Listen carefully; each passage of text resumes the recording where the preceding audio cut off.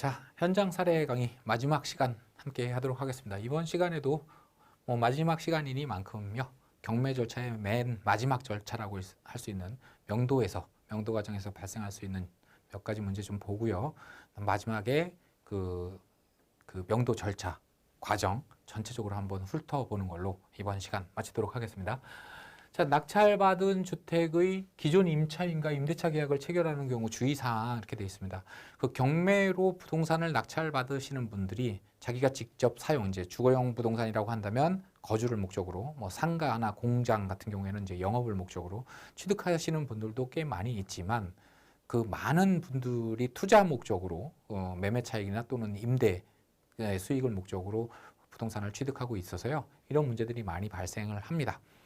자, 낙찰받은 빌라의 점유자가 저와 임대차 계약을 체결하고 그 빌라에 계속 거주하기를 원하고 있습니다. 낙찰 받고 나서 거기 살고 있는 사람을 이제 내보내려고 명도하려고 갔더니 그 사람이 아유 왜 낙찰 받았어요? 그래서 아유 저는 임대 넣을 건데요. 그러니까 아유 그럴 거면 저랑 하시죠. 저도 어차피 이 집에서 계속 살면 좋죠. 이사비 안 들고 이렇게 제안하는 경우가 많습니다.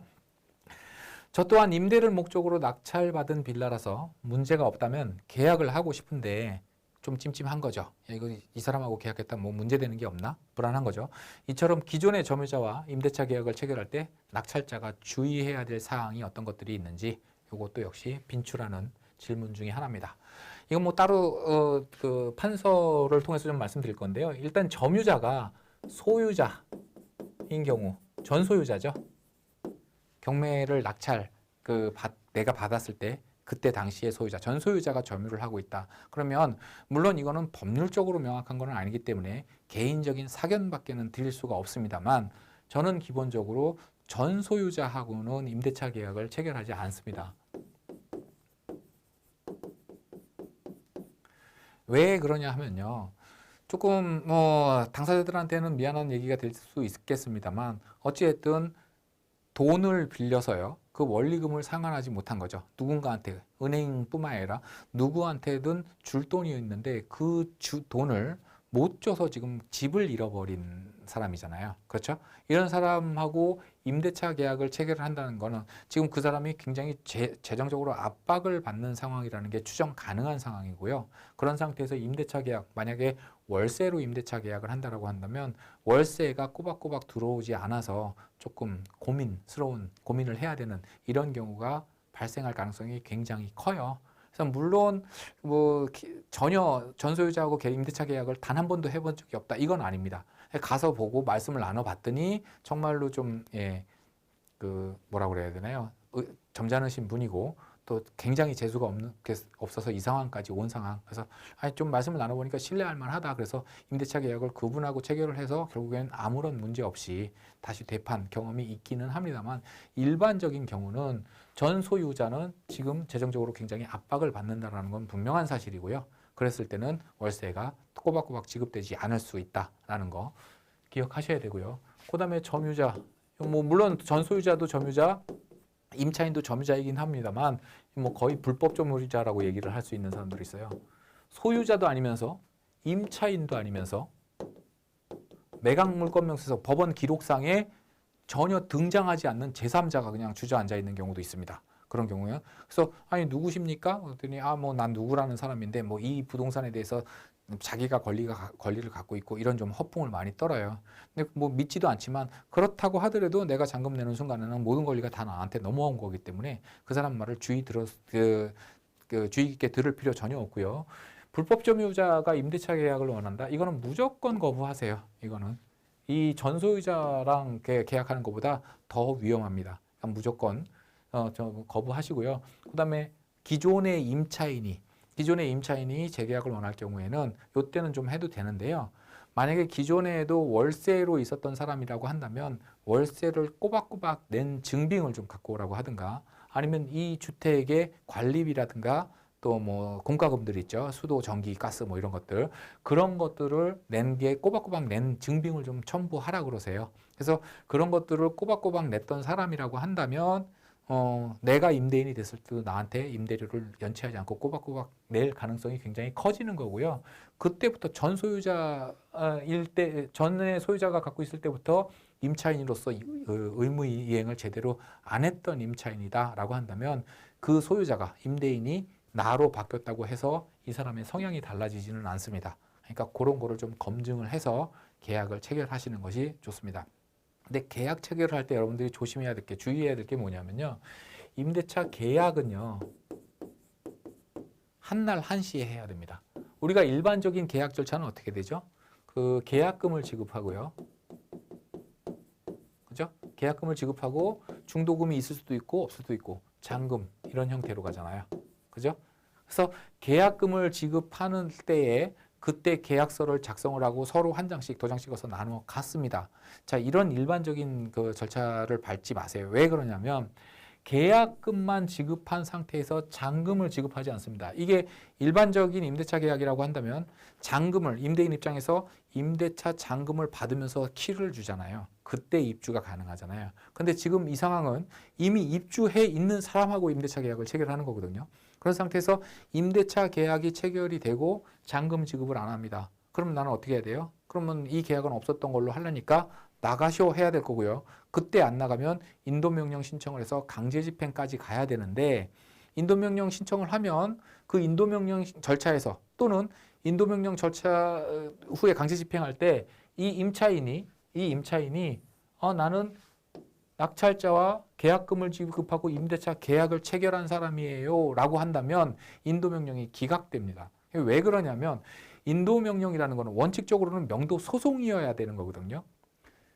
내가 권한을 갖고 있는데 권한 없는 자가 내 물건을 점유하고 있다. 내 부동산을 점유하고 있다. 그러면 원칙적으로는 명도 소송을 해야 되는 게 맞습니다. 그래서 임대차 계약했는데 월세 안 내서 계약 해지하고 내쫓는다. 명도 소송해야 됩니다. 뭐 나한테 주택을 매매해 놓고 나는 대금을 다 지급했는데 주택을 안 넘겨준다. 이거 명도 소송해야 됩니다. 다 명도 소송을 해야 되는데 경매로 낙찰받은 부동산은 대부분 다 이 명도가 문제가 되거든요. 근데 그 많은 하루에도 전국적으로 뭐 몇백 건의 경매 물건이 낙찰이 되는데 그때마다 명도 소송을 하게 되면 이게 소송 낭비가 되는 거예요. 그리고 낙찰받은 사람이 굉장히 번거로운 절차를 겪어야 되는 문제가 나와서 유일하게 인도명령, 명도소송의 약식소송 절차입니다. 명도소송의 약식소송 절차인 인도명령이라는 것은 경매로 낙찰받은 부동산에 한해서만 인정되는 거예요. 근데 임대차 계약이 낙찰자와 기존 임차인 사이에 체결이 됐다라고 한다면 그거는 법적으로 어떻게 보냐 하면 이미 경매로 낙찰받은 부동산에 대한 명도 문제는 당사자의 합의로 해결이 된 겁니다. 그건 종결된 거고요. 새로운 계약에 의해서 새로운 법률 관계로 인해서 채권 채무가 발생을 했고요. 이때 잔금을 지급하지 않는 것은 임차인이 이 채권 계약에 있어서 이행을 안 하는 불이행으로 보는 겁니다. 그러니까 경매 낙찰 물건에 대한 명도가 아니기 때문에 그때는 명도 소송으로 가야 돼요. 이런 문제가 발생하기 때문에 계약금을 받고 계약을 먼저 체결하고 나중에 잔금을 지급하는 이런 형태는 굉장히 낙찰자 입장에서는 조금 위험할 수 있고요. 원한다라고 한다면 오케이 그러면 그렇게 하자라고 하고요. 계약금 계약서 다 쓰지 말고요. 언제 그러면 잔금이 다 지급이 되느냐라고 해서 그 잔급되는 그 지급이 가능한 시점을 정해서요. 그날 계약서 쓰고 보증금 전부를 한꺼번에 받아내는 이런 방법으로 진행을 해야 계약만 체결해 놓고 그 주택에서 버팀으로 인해 가지고 나한테 명도가 굉장히 지연되는 이런 결과가 발생하지 않을 수 있습니다. 자, 대부분은 그렇죠. 임차인이라면 물론 한 푼도 경매 절차에서 배당을 못 받는 임차인도 있긴 합니다만 경매 절차에서 전부 또는 일부를 보증금을 반환을 받아요. 그래서 그 보증금을 반환받은 것 갖고 나하고의 임대차 계약에서 보증금으로 낼게요. 이게 이제 일반적인 경우거든요. 근데 아직 임차인 입장에서는 보증금을 돌려받지도 못했는데 보증금 내놔라 해봐야 나오지도 않을 돈을 달라는 거니까요. 기다려는 주되 계약서는 먼저 쓰지 마시고요. 그러면 배당기일이 확정될 때까지 그럼 나는 손 놓고 기다리느냐. 그것도 위험합니다. 그래서 임차인한테는 분명히 얘기하세요. 몇 년 몇 월 며칠 날 임대차 계약 한날 한시에 다 체결할 건데 그 전까지 명도 절차는 계속 진행합니다. 인도명령 신청할 거고요. 그래서 뭐 통지서가 날아갈 수도 있고요. 인도명령 결정 나면 송달도 받을 거고요. 송달증명, 그다음에 강제집행해서 계고까지 끝내고요. 최종적으로 드러내는 작업만 남겨놓으시는 겁니다. 그 작업만 남겨놓으시고 약정했던 날에 임대차 계약이 체결이 되면 강제집행 취하 신청하면 될 것이고요. 그리고 만약에 이행을 안 한다 하면 바로 집행 절차가 들어갈 수 있게끔 그 직전까지 모든 절차를 맞춰놔야 임차인이 약속을 어겼을 때 그때 명도하는 기간이 지연되지 않고 늘어나지 않고 바로 즉시 명도가 가능할 것입니다. 그 부분을 좀 염두에 두고 생각을 하신다면 이거는 뭐 큰 문제는 없을 겁니다. 다음 질문 볼게요. 임차권 등기는 임차인이 배당을 받을 때까지 말소할 수 없는지? 예, 말소할 수 없습니다. 이건 뭐 답이 간단한 거라 따로 판서도 하지 않을게요. 자, 선순위 임차인이 임차권 등기 후에 전출했습니다. 임차권 등기는 어떤 때 해요?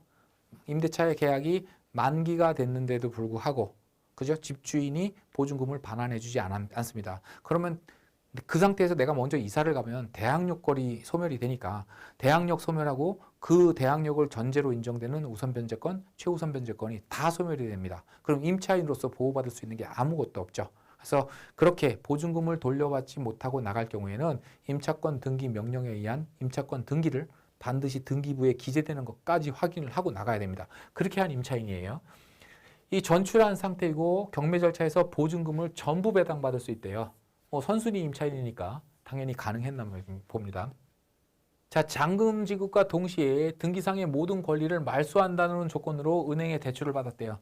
일반적으로 은행 대출은 그렇죠. 등기부등본상에서 인수되는 권리가 있는 경우에는 은행에서도 권리 분석을 해서 요 권리 때문에 저희는 대출을 해드릴 수 없습니다. 또는 대출 금액이 굉장히 작습니다. 이렇게 얘기를 해요. 근데 등기부등본상에 봤더니 뭐 임차인 배당 다 받고 인수되는 권리 하나도 없네. 그러니까 다 지울 수 있는, 말소할 수 있는 것들밖에 없으니까 잔금 지급해서 소유권 넘어오는 즉시 그거와 동시에 기존에 남아있는 등기를 다 말소하라. 그래야 그 은행 입장에서는 자기가 제1순위로 올라갈 수 있는 거니까 그런 조건으로 대출을 해줍니다. 은행은 뭐 이건 일반적인 절차예요.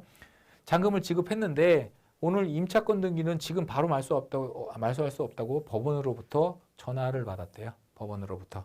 그래서 깜짝 놀라서 질문을 해주신 겁니다. 은행은 조건대로 처음에 네가 나한테 돈을 빌려갈 때처럼 다 지운다고 하지 않았느냐. 그 조건대로 빨리 지워라라고 계속 나를 압박하는데 법원에서는 지금 지울 수 없다. 그럼 언제 지울 수 있어요? 배당기일에나 지울 수 있습니다. 이게 왜 그러냐면요. 임차인이 배당을 받습니다. 임차인이 배당을 받는데 임차인이 배당을 받는다라는 법률적인 의미는 뭔가요? 임대차 보증금을 돌려받는 거잖아요. 그죠? 임대차 보증금을 돌려받는 거기 때문에 임대차 보증금을 돌려받는 것과 내가 임차에서 살던 주택을 집주인한테 반환하는 거는 동시 이행 관계에 있어요. 그러니까 누구도 먼저 너부터 이행해 이럴 수 없다라는 거죠. 그죠? 임차인 입장에서는 집주인이 뭐 경매의 경우가 아닌 경우를 지금 예를 드는 겁니다. 집주인이 나가, 이사 빨리 다 나가. 그래야 보증금 돌려줘. 이거 나가면 안 되죠. 다 나가면 대항력권을 상실하는 건데 그 다음에 집주인이 보증금을 안 돌려주게 되면 나는 임차인으로서 보호를 못 받습니다. 반대로 임차인이 보증금부터 다 돌려줘. 그래야 난 나갈 거야. 이러면 집주인 입장에서는 보증금을 다 돌려줬는데 안 나가고 버틴다. 그러면 이것도 골치 아프잖아요. 그래서 보증금의 반환과 주택의 반환은 동시이행 관계에 있습니다. 근데 임차권 등기가 되어 있다. 그러고 나서 전출을 했다라고 하면 이 임차권 등기를 말소하는 것이 결국에는 주택을 반환하는 의미인 거잖아요. 그죠? 그래서 임차권 등기의 말소와 보증금의 반환은 동시이행 관계에 있다라고 보는 게 맞고요. 임차인 입장에서 임차 보증금을 반환받는 시점은 언제예요? 배당 시점이잖아요. 그죠? 배당 시점. 그래서 법원 입장에서는 아직 배당이 확정되지 않았기 때문에 임차인이 돈 주세요, 내 보증금 돌려주세요, 배당해 주세요 라고 법원 가서 청구해 봐야 법원 입장에서 아직 배당이 확정되지 않았으니까 배당 확정일까지 기다렸다 그 이후에 오세요 하고 돈을 안 돌려줍니다. 법원이 그렇게 임차인한테 얘기를 하면서 명도해라 또는 아니면 임차권 등기는 바로 법원이 말소해 준다. 그러면 법원이 좀 공평하지 못한 처신을 하는 거죠. 그죠? 그래서 법원도 임차인한테 보증금을 돌려주지도 않고요. 임차권 등기를 말소해 주지도 않습니다. 그래서 배당이 확정된 후에나 가능해져요. 근데 그러한 법리를 은행에서 좀 잘 몰랐나 봐요. 그래서 은행에서는 소유권 이전 등기와 동시에 등기상의 모든 권리를 다 말소하기로 그렇게 약정을 해놓고 돈을 빌려가 놓고 임차권 등기를 왜 말소를 안 하느냐 이러는데 안 하는 게 아니죠. 이거는 법리에 의해서 말소하는데 법리에 의해서 말소 가능한 시점이 아직 도래하지 않은 것뿐입니다. 그래서 이런 부분은 가끔 가다 보면, 왜냐하면 임차권 등기가 설정되어 있어서 나가는 경우, 그게 선순위로 나와 있는 경우가 그렇게 많지는 않거든요. 그렇다 보니까 이런 경우에 은행에서 이런 그 요구를 하는 경우가 가끔 있습니다만, 이때는 법리를 좀 여러분들이 정확하게 설명을 해서 은행이 안심하고 기다릴 수 있게끔 그렇게 설명을 할 필요가 있습니다. 자, 마지막으로요, 예고했던 대로 인도명령에 의한 강제집행 절차 한번 볼게요. 물론 낙찰받은 부동산을 명도하는 방법은 크게 두 가지 방법이 있어요. 하나는 점유자와 합의하는 방법이요. 그죠? 그 다음에 또 하나는 지금 설명드릴 것처럼 법률적인 절차를 밟는 방법 두 가지가 있는데, 뭐 사람이 하는 일이니까 가장 좋은 거는 당사자끼리 합의해서 나가는 게 제일 좋습니다. 다만 그 합의가 쌍방이 다 용인할 수 있는 범위여야 되겠죠. 이사비는 뭐 3억짜리 아파트 낙찰 하나 받았는데 뭐 이사비를 2천만 원 내놔라, 3천만 원 내놔라 이렇게 요구하시는 분들이 계시거든요. 그거는 절대 할 수가 없죠. 그래서 일반적인 절차를 말씀드리면, 협의는 해보세요. 찾아가고 설득도 하고 약간 조금 뭐라 그러나요? 긴장할 수 있는 어떤 조치도 좀 취해보고 이렇게 하되, 협의를 해보다 결국에 협의가 안 되겠다라고 판단됐을 때 그 이후에 법적인 절차를 받게 되면 이 절차를 처음부터 밟게 되는 거거든요. 시간이 상당히 지연됩니다. 그러니까 낙찰 받고 잔금을 지급함과 동시에 이 법적인 절차는 무조건 시작을 하세요. 그리고 물건에 따라서 또 사안에 따라서 끝까지 가서 강제 집행이 종료되는 때까지는 시간이 걸리겠습니다만, 그 시간이 천차만별이겠습니다만, 그 시간이 일반적인 경우, 주택의 경우에 소유자가 직접 점유하고 있는 경우에는 한 2개월 정도 보셔야 되고요. 그 다음에 임차인이 점유하고 있는 경우에는 한 3개월 정도 보셔야 됩니다. 그게 왜 그러냐면 집행 자체에는 시간이 차이가 없는데 인도명령 결정까지의 시간이 있어요. 소유자라고 한다면 무조건 나가야 되는 사람이거든요. 이 사람은. 심지어 배당 재원이 남아서 배당받을 돈이 있다고 하더라도 그건 나중에 배당을 받을 일이지 동시이행 항변권이 있는 채권이 아니다 보니까, 소유자가 나가라 그러면, 전 소유자는 이미 소유권을 잃어버린 거니까 낙찰자인 소유자가 나가라 그러면 나가야 돼요. 그래서 소유자를 상대로 인도명령 신청할 경우에는 보통 3일이면 떨어집니다. 인도명령 결정이. 근데 임차인인 경우에는 아까 말씀드린 것처럼 임차인은 보증금 반환과 주택의 인도가 동시이행 관계에 있다 보니까 배당이 확정되는 시점까지, 보통 잔금 내고 한 달 정도 걸립니다. 배당이 확정되는 시점까지 법원이 이 임차인에 대해서는 그 인도명령 결정을 안 떨어뜨려지고 유보시키는 경우가 굉장히 많아요. 그러면 인도명령 결정 떨어지는 그 시간까지 소유자는 2, 3일 정도면 되고, 임차인은 한 달 정도의 시간이 필요하니까 결국에는 명도 전체에 걸리는 시간이 소유자인 경우와 임차인인 경우 한 달 정도의 차이가 발생하는 겁니다. 그러니까 일단 무조건 잔금과 동시에 인도명령 신청은 들어가셔야 되고요. 그러면 인도명령 결정 나고 판사가 봐서 임차인을 신문할 필요가 있겠다라고 한다면 신문서도 보내기도 합니다. 근데 대부분은 뭐 보내지는 않고 바로 인도명령 결정 떨어뜨리긴 합니다만, 인도명령 결정 나고 결정문이 또 점유자에게 송달되고, 이런 과정과 협의 과정은 동시에 진행을 해야 돼요. 그래서 끝내 협의가 안 됐다 그러면 바로 집행할 수 있는 절차를 만들어야 가야 되는 거고요. 그런 장점이 하나 있고, 또 하나는 뭐냐면 법적인 절차가 진행되면서 그 진행이 어떻게 돼가고 있다, 뭐 인도명령 결정이 난다, 이런 내용들이 임차인한테 계속 점유자한테 송달이 가거든요. 송달이 가면 요 임차인 점유자 입장에서는 이거 끝내 협의가 안 되면은 정말로 강제 집행을 내가 당했구나라는 일종의 위기의식을 갖게 됩니다. 그래서 꼭 강제 집행이 신청이라는 것은 강제 집행으로 일을 마무리 짓겠다라는 취지가 아니라 협의를 좀 더 원활하게 진행할 수 있게끔 강제 집행을 행하는 또 실익이 있다고 할 수 있을 겁니다. 그 강제 집행에 대한 거, 그 명도 합의 방법에 대해서는 그건 사실은 법이라기보다는 처세에 가까운 거라서 제가 여러분들 앞에서 처세를 운운할 수 있는 그런 사람은 아닌 것 같고요. 법률적인 절차만 이번 시간에 다루고 마무리 짓도록 하겠습니다. 자, 처음에 인도명령 신청서를 접수를 해야 되겠죠.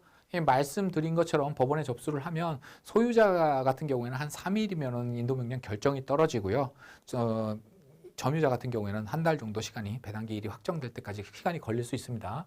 그러면 이제 그 시간이 걸쳐서 인도명령의 결정이 납니다. 판사가 땅땅땅 하는 거죠. 점유자 누구누구는 낙찰자 누구누구한테 그 부동산을 인도하라 라는 명령문이 떨어지는 겁니다. 자, 이 결정이 떨어지게 되면은요, 말 그대로 인도 명령이거든요. 인도 명령. 그죠? 명령이라는 건 사람한테 하는 거잖아요. 그래서 주택이 있고 여기 A라는 사람이 점유를 하고 있어요. 이 점유자를 상대로 인도 명령을 하는 건데 법원이 A한테 명령을 했습니다. 나가라 그러고 명령을 했는데 A가 그 말을 안 듣습니다. 우리 속되게 표현해서 법원의 명령을 씹는 거예요. 그죠? 말을 안 듣습니다. 그때 강제 집행할 수 있는 거거든요. 그때 이 A가 명령에 네 알겠습니다. 그리고 알아서 이 명령을 받들어 나가면 강제 집행을 할 필요가 없는 거잖아요. 그죠? 이 명령을 A가 씹었을 때 그때 강제 집행 가능한 건데 명령을 받지 못했다? 그러면 씹는 것도 아니죠. 무시하는 것도 아니죠. 그래서 송달이 중요합니다. 그래서 결국에는 이 법적으로 진행하는 명도 절차의 기술은요. 송달의 기술입니다. 인도명령 결정까지는 별거 없고요. 이 결정문이 얼마나 빨리 점유자 A한테 도달하게끔 만드느냐 이게 중요한 거고요. 결정이 나면 법원은 당연히 송달을 보내고요. 그때 한 번이나 두 번에 송달되는 경우가 물론 더 많긴 합니다만 이 A가 작정을 하고 이 송달을 수령을 거부하게 되면 다른 방법을 써서 이리 피하고 저리 피하게 되면 이 송달이 돼야 다음 단계로 넘어가는데 송달이 안 돼서 명도기간이 지연되는 경우가 많이 있습니다. 그래서 송달 불능이 떨어지게 되면 법원으로부터 주소 보정 명령이 나오고요. 그 주소 보정 명령을 갖고 동사무소를 가면 이 A의 주민등록 초본을 띨 수 있습니다. 우리가 경매 전에 점유자를 상대로 하는 그 세대 열람은 말 그대로 세대 열람이거든요. 등본을 열람하는 게 아니고 초본 열람하는 게 아니고 이 주택에 전입신고한 사람이 홍 아무개가 있고 김 아무개가 있고 몇 년 몇 월 며칠 날 전입신고를 했다. 요 내용만 딱 나오는 전입 세대 열람이고요. 지금 보정명령서를 들고 동사무소를 가게 되면 거기서는 이 사람의 초본을 전주소 다 나오는 초본을 발급받을 수 있어요. 그래서 맨 마지막 주소가 지금 인도하는 이 주택에서 다른 데로 이전을 했다. 그 주소 이력이 나오면 그 이전된 주소로 주소 보정을 해서 다시 송달 신청을 해야 되고요. 그게 아니라 그 초본상에도 현재 이 A의 주택은 이 집으로 나와 있습니다. A의 거주지는. 그렇다고 한다면 그걸 들고 법원에다 소명을 해야 되겠죠. 초본상에도 이렇게 나와 있다. 다시 말해서 A는 이 주택에 거주하고 있거나 딴 데로 이사를 갔다고 하더라도 전출신고를 전입신고 딴 지역에다 전입신고를 하지 않고 그냥 몸만 간 사람이다. 그 사람을 내가 어떻게 찾느냐 이거죠. 그래서 특별 송달 신청을 해야 되는데 특별 송달의 방법은 여러 가지가 있습니다. 뭐 발송 송달이 가장 낙찰자 입장에서는 해피한 케이스고요. 발송 송달도 있고 뭐 야간 송달의 방법도 있고요. 집행관 송달의 방법도 있고요. 그러다가 이것도 저것도 안 되면 공시 송달에 가는 수밖에 없는데 그런 송달, 특별 송달의 방법과 그 디테일에 대해서는 우리가 나중에 기회가 있을 때 다시 한번 살펴보기로 하고요. 어쨌든 송달이 최대한 빨리 될 수 있게끔 하는 게 결국에는 기술이다. 명도의 기술이다. 이렇게 보시면 됩니다. 자, 그래서 요 A한테 송달이 됐습니다. 송달이 되면 법원에 가는데요. 가셔야 되는데 그때 뭘 가지고 가냐면 나한테도 이 인도명령 결정문이 나한테도 오거든요.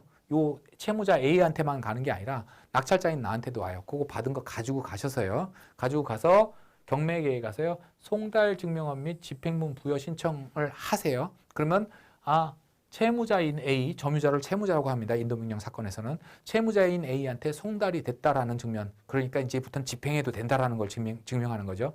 그 송달 증명원과 집행문 부여, 그러니까 누구누구 채권자 누구누구를 위해서 강제 집행하라라는 집행문을 부여해 줍니다. 그러면 그거를 받아가지고요. 이제는 집행관 사무소로 가야 돼요. 여기까지는 경매계에서 하는 일입니다. 근데 요거까지 끝나면은요. 여기서부터 이제 집행관 사무소.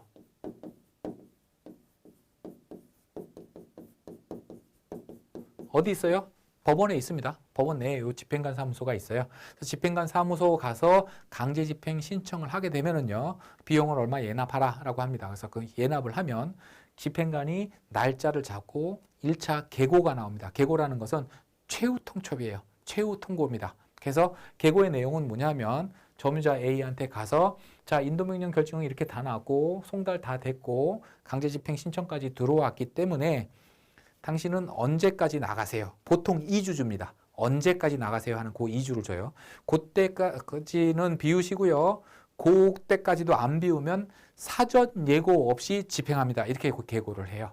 사전 예고 없이 집행합니다. 그래서 그 계고하고 와서 계고 기간 2주가 지나게 되면 그 다음에는 강제 집행을 하는데 그때 집행관분들이 워낙 바쁘시다 보니까 집행관분들이 물론 끝까지 가면은 날짜를 잡아서 진행을 하긴 합니다. 미결 사건이 있으면 안 되니까. 근데 계고가 끝나면 한 번쯤은 담당 집행관한테 전화를 좀 넣어주시는 것도 괜찮습니다. 아, 계고 기간 끝났는데 아직도 계속 점유하고 있어요. 그러니까 집행 날짜 좀 빨리 잡아주세요. 해야 그 집행관 입장에서 잊지 않고 집행을 합니다.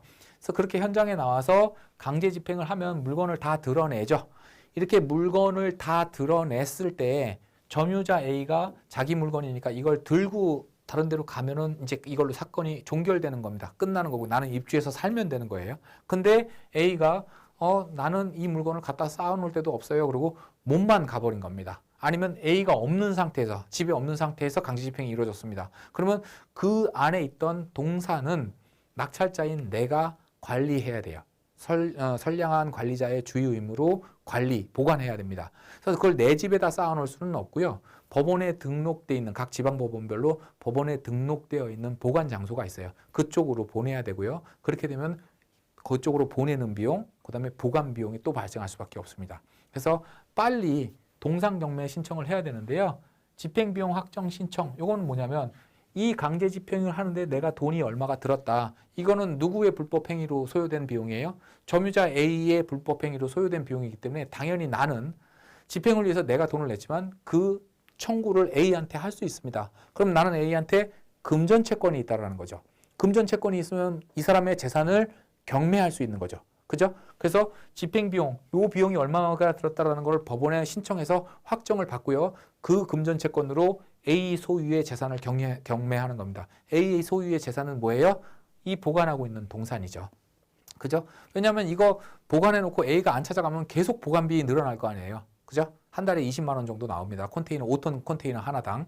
그 정도 나오는데 계속 비용이 나와서 내가 부담을 해야 되니까 동산 경매 빨리 끝내야 되거든요. 그래서 집행비용 확정을 받아서 그 돈 갖고, 확정서 갖고 집행관 사무소에 동산 경매 신청을 하면 집행관 사무실에서 이 동산, 그 보관 장소에 보관하고 있는 동산에 대해서 경매 절차를 진행하고요. 그게 매각됨으로써 비로소 다 끝나는 겁니다. 그 집행비용 확정에 대해서는요. 지방법원마다 조금 차이가 있어요. 조금 차이가 있는 게 어떤 지방법원에서는 금전 채권이 있어야 경매를 하는 거기 때문에 집행비용, 여기에 들어간 비용이 얼마라는 금전 채권을 확정해 와라. 그러니까 법원에다 집행비용 확정 신청을 해라 하는 법원이 있고요. 또 어떤 법원은 이렇게 부동산 인도 강제 집행에 의해서 동산을 보관할 경우에는 당연히 채권자는 동산 경매의 자격이 있다라고 해석하는 법원도 있어요. 그러니까 이렇게 강제 집행 절차에서 동산의 소유자가 그 물건을 가져갔다라고 하면 끝나지만 안 가져가서 보관 장소로 보내게 됐을 때는 그 현장에는 집행관이 있으니까 집행관한테 물어보세요. 이거 동산 경매 신청하려면 집행비용 확정을 받아야 되나요? 아니면 바로 신청하면 되나요? 라고 물어보세요. 그래서 네, 그냥 바로 신청하세요. 절차 진행해 드릴게요 하면 굳이 집행비용 확정 신청은 하지 않으셔도 되고요. 예, 집행비용 확정이 있어야지만 동산 경매가 가능합니다라고 하면 그날까지는 아직 이 집행 조서가 들어가질 않아서 확정이 안 되겠네요. 하루나 이틀 정도 지나서 법원에 가가지고 집행비용 확정 신청을 하고요. 빨리 금전 채권을 만들어서 빨리 동산 경매를 진행해야 내 비용을 최소화할 수 있는 겁니다. 요게 인도명령, 법률적인 절차에 의해서 강제 집행까지 가는 일반적인 절차입니다. 그동안 수고 많으셨습니다.